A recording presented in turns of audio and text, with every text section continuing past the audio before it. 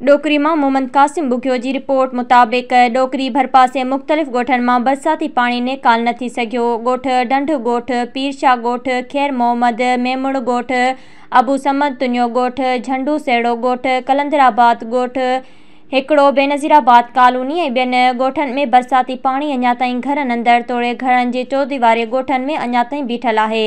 बरसाती पाणी निकाल न थी सघियो आहे। बरसाति मुतासिर ॻोठाणा मीडिया सां वीचार वर्णींदे चयो त बरसाति बंदि थियण खे हिकु ॾींहुं गुज़री वियो आहे, पर चूंडियल नुमाइंदा तोड़े सरहदी वारनि असांजी का बि सार न लधी आहे।